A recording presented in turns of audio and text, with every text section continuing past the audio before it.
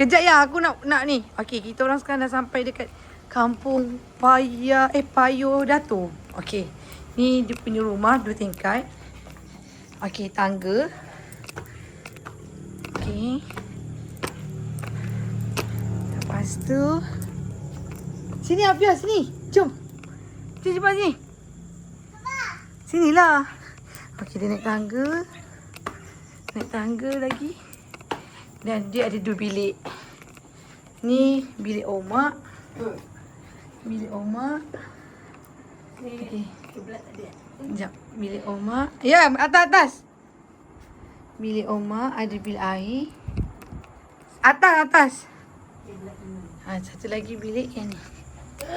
Bilik aku lah budak-budak. Tapi Omak tidur dengan Muiz lah. Okey. Bilik dia nice. Boleh dah. Tak nampak. Tu kiblat tegak. Mana?